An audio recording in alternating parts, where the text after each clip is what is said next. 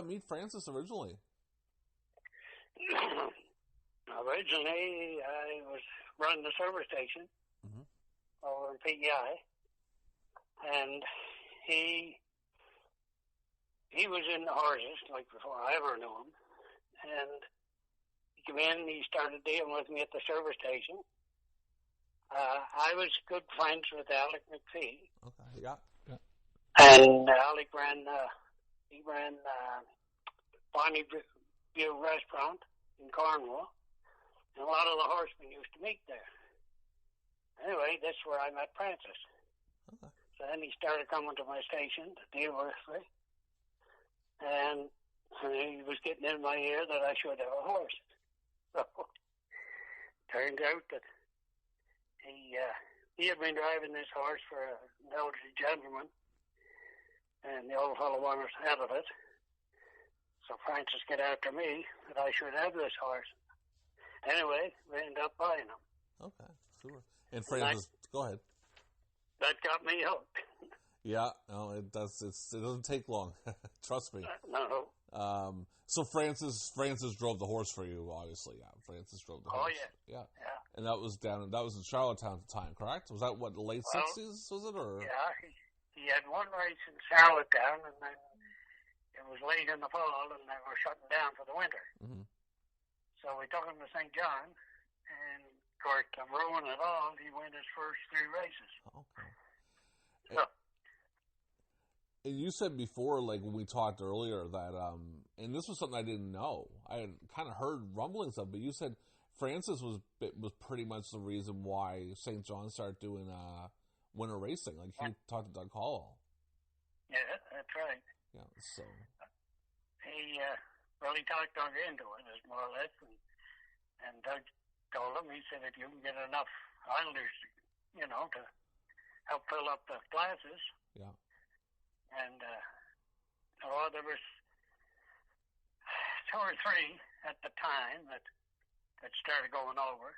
Mm. But like I say, they were going for a lot more money than they were back in Charlottetown. Yeah, I noticed that. Go ahead, keep going. Sorry. It weren't long before the guys from the islands seen what Francis was doing and the money he was picking up, and they were all on for going then.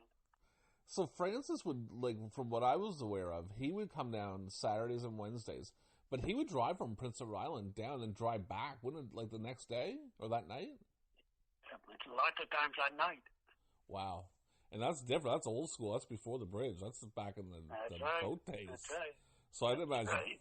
wow, he put a lot of miles in driving. He sure did.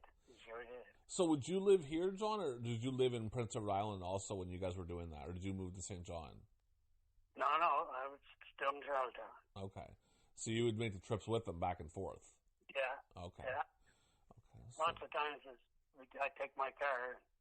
If he didn't have a horse to haul, we'd just take my car and go. Yeah, okay. And he had a big stable, too, here. Let me just look at my question. Russell Henderson made a couple questions for me to give to you. So you guys, like, once you get here in, like, into the 70s, like, this is kind of the place, like, but you guys still raced in Charlottetown, did you not? Like, you would come here Saturdays and Wednesdays, and then in the summertime, you'd race up in Charlottetown. Was it Thursday nights they raced in Charlottetown? Maybe. Yeah, I guess Thursday. Yes. I just forget exactly. Oh, no, I understand. No, I think it's a long time ago. I think it was like Thursdays they would do it. I think they did.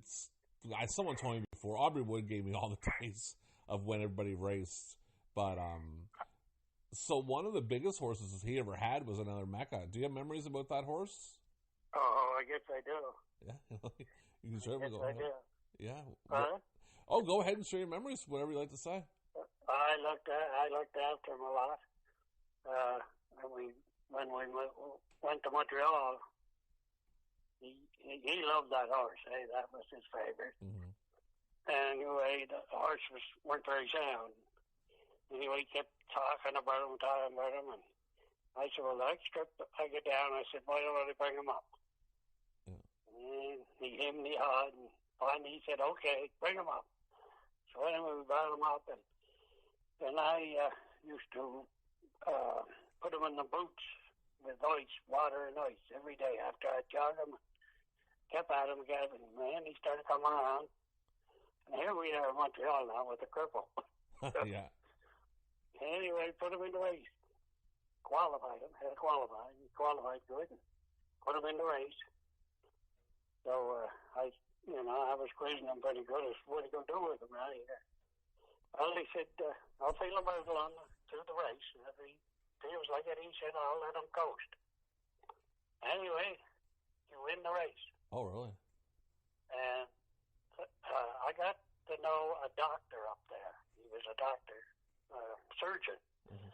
And back at that time, fur hats, fur coats were big. Yeah. Well, him and I are sitting up in the grandstand watching the race. And after he win the race, what he said to me, because I used to always talk about how nice his coat was, he said, take my coat and hat, go and get your picture taken. So, I've got to go. You just seen the look of Francis when I walked out on the track. The photographer wouldn't take the picture. And I said, what's going on? He said, there's an inquiry. Oh, okay. He said, there's an objection put in. So, was I dirty? Anyway, he didn't take the picture, but it turned up he did win the race. Yeah. The objection was overruled.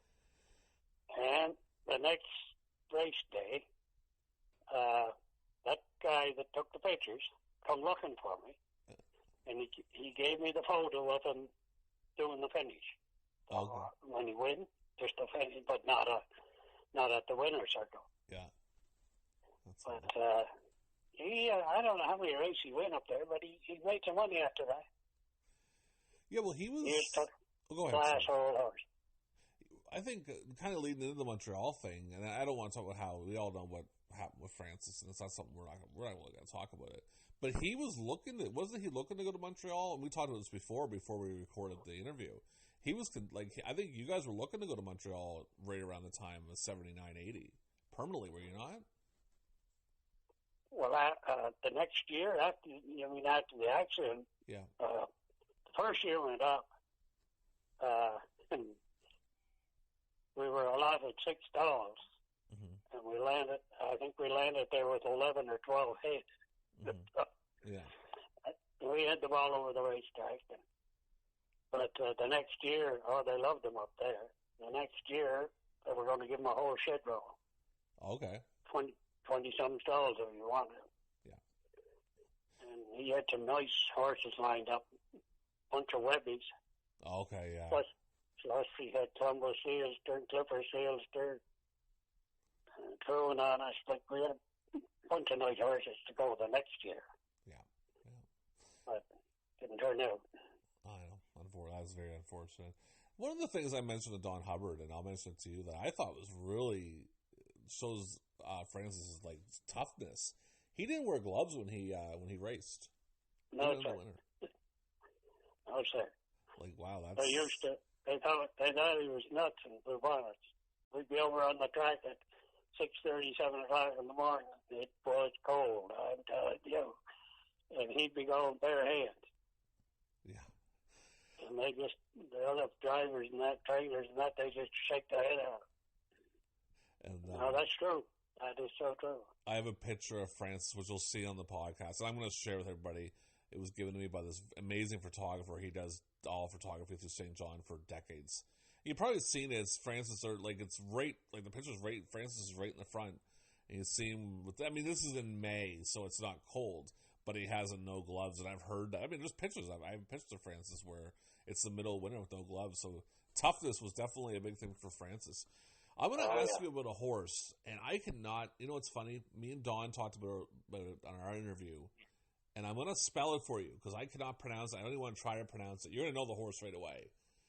B-A-S, Bellius? Was that the name of the horse? It was a real crazy horse you guys had back in the 70s, and I heard a story that it bit Francis once. What was it again? It's, I'll just spell it out for you. B-A-S-L-I... Oh, let's see. B-A-S-I-L-I-U-S. Does that ring a bell? You know what I'm talking about. You know the one I mean. Yes, I know the one you're talking about. Yeah. So I heard that was a real wild horse, was it not? Oh, he had quite a few of them. Yeah. He had quite a few of them. He weren't scared of a wild horse. Well, yeah. Well, I mean, I don't want to give away Don's story, so they'll hear it. People will hear it if they haven't. Because basically, I'll let everybody know I'm recording this ahead of time. I'm going to put it all together once I get it done. But Okay. Don tells a funny story about that horse and Francis, and really about Francis's patience with his horses. And you can contest that Francis was very patient with the horses. Oh yeah, for sure. Yeah, for sure. Which he would he would give them a chance regardless, you know. Yeah. Or some guys would give up on them right away. Mm-hmm. No, he'd give them the second and third chance before he'd really say that's it. Yeah, there's a story about that horse, and I'm going to sound silly because I can't say the name because everyone's going to hear the name like 3 or 4 times before the podcast is over. But that story, Russell gives me the questions, and his question was, I think this was more for Wally about did that horse play favorites, and I'm pretty sure that horse didn't play favorites. That horse went after everybody, by the sounds of it. Like even Dawn tells a story about nasty. The horse. Yeah, nasty. Now, question, it kind of veers a little towards Francis and just horses in general, but I'll ask it because I'm always curious about it. Some of them I don't want to go as far as say, like, you know, nasty, hyper horses. They're some of the biggest winners, am I right? Like, they kind of... Would you agree with that? Yeah, to a point, yeah. Because they're kind of hyper? A little too hyper sometimes? Well, we had one, he was a big chestnut, Truan Honest was his name. Mm-hmm. And, he used to have an office time with him behind the gate. And he always used to tranquilize him some before he put him to the gate. Mm-hmm. Yeah. And he'd relax, and that was fine down here. But anyway, we got to Montreal with him. He tried to race him without tranquilizing him because he figured wouldn't pass up there. Yeah. We were under USDA here at the time. Yeah. We weren't up there. Yeah. Anyway, he near went over the gate on him, scared the starter that was in the gate. He was terrified. And what was his name? I forget his name now. One of the top guys there came to him after, and he said to Francis, he said, "What is wrong with that fella?" So Francis told him the story. Yeah.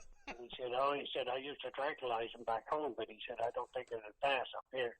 That's cool. I got some stuff, he said, I'll give you. And he came over to the barn the next day with this bottle of stuff. Yeah. He gave it to Francis, and it was an identical transfer that he was using on him. The same thing. That's great. Yeah, and it shows Francis, like, his patience with a horse, right? That's something, because I would think a lot of people would be like, you know what, I'm just going to sell this horse because I don't want to deal with the craziness of it, and especially the one that bit Francis. Now, another thing, this is an interesting thing, and I noticed this myself just doing research. Like, Francis won, like, all the time. I mean, everyone knows that. He would win 3-4 races a day. It was very common for him to do like that. I've I never got to see Francis race. I was 1 when everything went down, so I never got to see him race. But this is a question, and this is not, like, because I've heard everything great about Francis. I'm not trying to, like, this isn't really talking bad about Francis, but I heard a story that he started winning so much that the fans started booing him at times in EPR because he won so much. Yeah, like, it's true. Were they jealous? Were they mad that their tickets weren't getting paid out a lot? More jealous than anything. Yeah. They used to think that he had Caldwell in his back pocket, too. Oh, yeah. Well, that's... He used to get accused of that. But that's sad. But Doug did like him. Doug really liked him, and he liked Doug. Well, Doug has a reason to like him. For sure, he brought winner race in the St. John. And people, I'm a football fan, and I hear people talk garbage about that stuff all the time. People in people's back pockets. It's just people don't like success. People are jealous of success. That's exactly what that is. Because Francis had success everywhere he went. So, but I read an article. I was doing some research before, and I read an article about that, and I thought it was just kind of amusing. I remember Wally Hennessy. I had a tape of Wally winning like 4 races in a day, and I remember the crowd was booing him in EPR. They started booing him. So I mean, well, he was going with Doug's daughter. Yeah, no, it's just people. People love to complain, but I thought that was slightly easy. So another, I'll get through a few here. This is an interesting question that Russell brought up.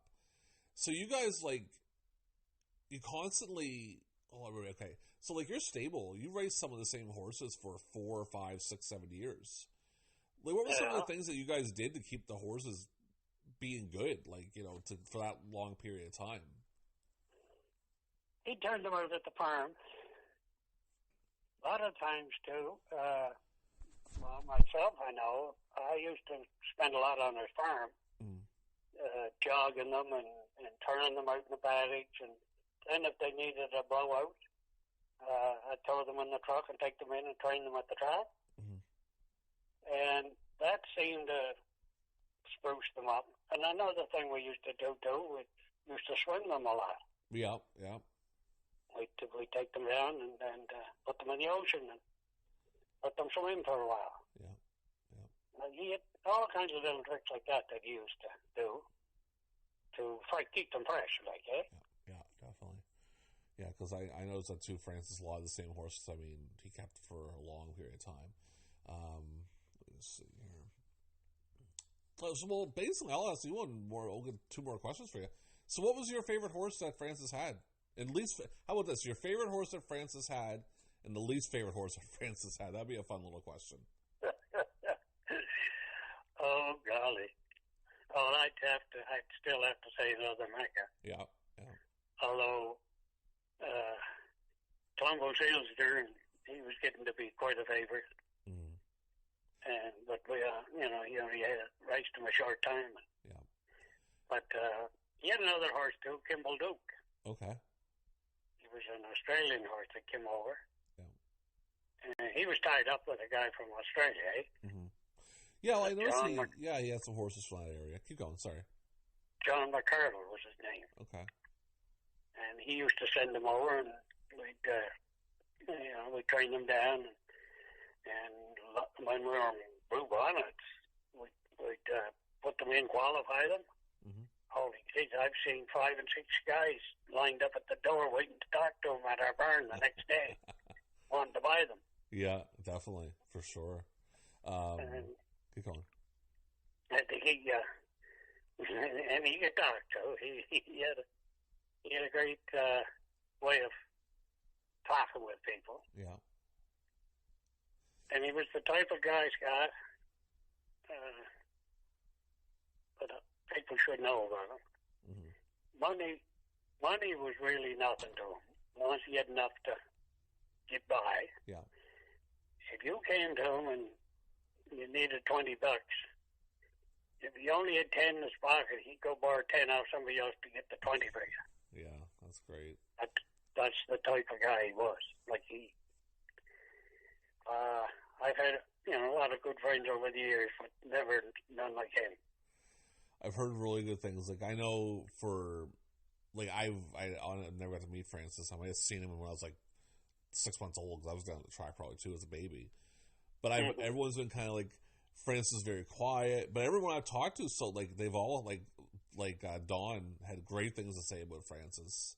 She tells a really, really neat story that you'll hear when the podcast goes up. But I don't want to give it away right now, depending on how I put you guys, how I order it up. But just a great guy. A lot of nice things, really nice things. I heard things about him that were really nice. My grandfather told me about him when I was little, because I was really curious about him. And I've heard great stories about Francis growing up and stuff. Unfortunately, go ahead. I don't know of anybody in St. John that you could say that was an enemy of Francis. Oh, exactly. Even talk about him just being so patient on the track and stuff, and being very courteous. Yeah. Go ahead. I'll tell you another little tidbit. Yeah, go ahead. Definitely. Let's hear it. After he passed, mm-hmm. his wife Barb got me to go around to cat shops and feed places that she knew and I knew that he owed some money to. Mm-hmm. And I went to quite a few spots, and all I ever got was a receipt, paid in full. Yeah. No, he don't owe me nothing. and I knew he did. Yeah. I used to be picking up some of the stuff, and nobody would. All I got was receipts to take back to bar, paid in full. That's how much I thought of him. Yeah, and that shows a lot for his wife too, to be that kind of person to want to pay it too, right? That shows a lot for how his family was. Yeah, well, we sold off a bunch of horses and stuff he had through a sale and throw. Yeah. And then the funds she got for that, she wanted to pay off the bills. So she got me to go around and look after it. Yeah. He was, you know. Yeah, he was quite a cat. There's no way about that. Definitely. And last question I'll have for you there, John. I won't keep it too much longer. Where are we at here? I'm looking to find it here, Summers. So, like, did he, like, for advice, like, you obviously worked at, like, what's the best advice he ever gave you, kind of about the industry or about life in general? Did he ever give that to you at any time, Francis? No, but he showed me what he'd done to have success. Mm-hmm. And, I went on, I guess, been there 10 years after he passed. And I had a fair bit of success, and it was mainly because of him. Yeah. Because until I get tied up with him with the horses, I knew nothing about racing horses. Mm-hmm. But he was, at one time, a bad alcoholic. Mm-hmm. I never knew when he was. Yeah. And you've talked to Bev, his daughter. Yeah. When Bev's mother was pregnant with her, she went to the hospital, and he landed at the hospital a night to see the baby and see Barb. Mm-hmm. And that, when he seen Bev, that was the last time he had a drink. Okay, yeah, I can do it, definitely. Change your life. And I mean, the stories I've heard, and he's told me too. Yeah. How bad he was at the liquor. Yeah. But when Bevy was born, he swore to Barb that was it. Yeah. He'd never take another drink, and he never did. That's very. Like we could be traveling together. Different guys would be. Sometimes it'd be 3 or 4 or 5 of us in one car. Mm-hmm. Everybody else would be drinking, and he'd have the wheel to drive it. Mm-hmm. Yeah. Laughing and carrying on with us, but never touch it. That's a good story. Yeah, it shows a lot, because I mean, I know in that business, unfortunately, I don't want to go too deep. My father suffered from that, and unfortunately, it didn't end well for him. But great for Francis. A lot of people that suffer through that disease, and they don't get out of it. So Francis, another reason why he's a strong man doing something like that, like quitting, right? Yeah. That's a huge thing. Perfect. Well, I appreciate everything, John. I really appreciate you talking to me today. If you want to add anything else to it, you're more than welcome to. If you have any more stories you want to add or any thoughts or anything before we finish. We were talking about, I was just going to tell you that you were talking about crazy horses. Yeah, go ahead. And we get talking about that True and Honest. Yeah. Anyway, he after he found out he could use the tranquilizer, mm-hmm. he won 2 or 3 races with him. And he was getting in, he was going to be in too tough, so he put him in a claiming race. Okay. And we lost him, but he claimed him. Okay.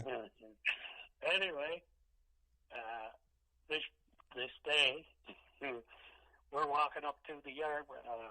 We're going up to watch a horse train. Yeah. Him and I are walking up to the fence to watch this horse train. And this guy that claimed True and Honest, he come off the track going 100. And he couldn't get him stopped. Anyway, he run him into the barn door. That's the only way you get him stopped. He run him right into the barn door. Bang! And geez, that was something that Francis didn't like. Well, anyway, he walks over and he said, "Wow," he said he is hard to control. But he didn't say a word. Yeah. And he said, "I'll tell you what you can do to help you out," he said to him. Yeah. And Buddy said, "Well, tell me something." And Francis said, "Yes, what's that?" He said, did you not get the check? He said, for when we claimed this horse, did you not get paid for him? Yeah. Well, you don't own him now, he said. Francis said, oh, I see. Yeah, okay. So mind your own business, he told him. Oh, Jesus. So Francis said, okay, great luck. Have fun with him. Yeah, exactly. Trying to help the guy out, right? And the guy gets rid of him. Like, it's ridiculous. And he raced him. He run all over the track. Yeah. He had to qualify him. He ended up out at Three Rivers. Yeah. They raced him 3 or 4 times out there, and I think they barred him from the track. And they give, like, at the time, I think it was around 8,000-9,000 they got for him. And got nothing. They never got a check with him. Yeah, well, I think Francis came at the top of that one there. Definitely. Gets 8,000 for him, and that horse is going crazy. But again, it talks about Francis's ability to drive horses, to make them patient. I mean, guys can't control them, and Francis can. So, yeah. Well, when we went up there, these 6 stalls that we were allotted, they were in a barn that a guy from PEI was in. Yeah. Sid Shea is his name. He's passed on now. Yeah. And Sid was all excited. Sid was, he had a roofing business that he ran in Montreal. Okay. Yeah. But he had a couple of horses, just hobby. Like, one of the horses he had bought off Carl Jameson's father. And he was a bad actor. Gilles Gendron, no doubt you've heard of him. Don't feel so big over there. Keep going. He was the top dog in Blue Bonnets. Okay.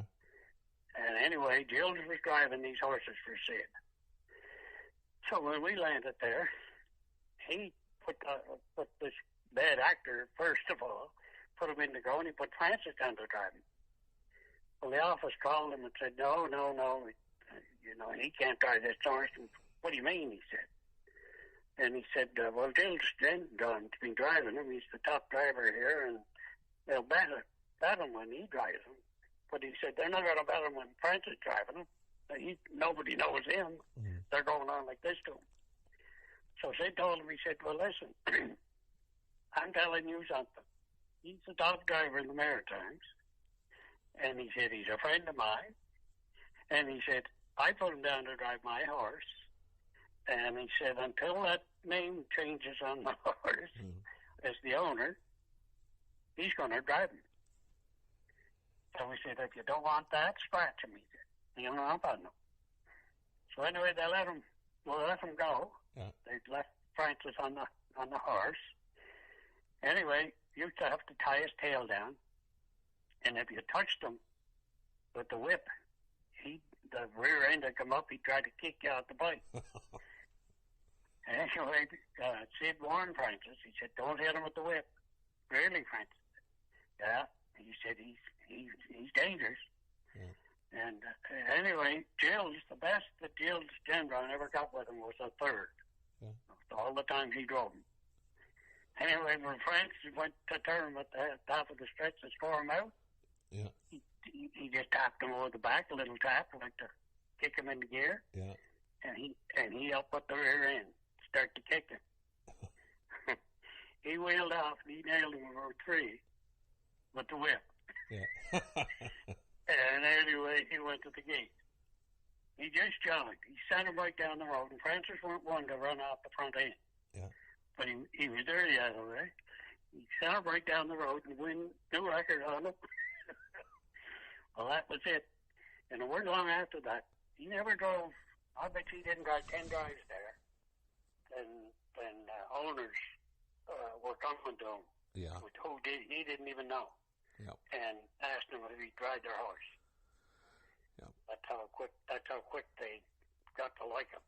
Oh yeah, I mean, that's an awesome story. I love that. That's really good. And the other thing, like we were only supposed to have 6 horses on the ground. Mm-hmm. And I think at one time we had 14 or 15, and he'd put in 7 or 8 in the box to race. Yeah. And the glass of fire would say, what do you got? You got 2 and 3 in each stall, or how are you doing this? You only got 6 stalls, and you're putting in 7 or 8 horses. But he had he had the stall guard, a stall guy Yeah. that was in charge of the stalls. He had him right in his back pocket. Yeah. He'd buy him. He smoked cigars, that guy, and Francis found out what rate the brand they were. And when we needed another stall, he'd catch him in the yard. Yeah. He'd be walking along beside him, shoving a package of cigars in his pocket with his arm around his neck. And he'd just be shaking his head. And finally, he'd come up with a stall for him. Nice.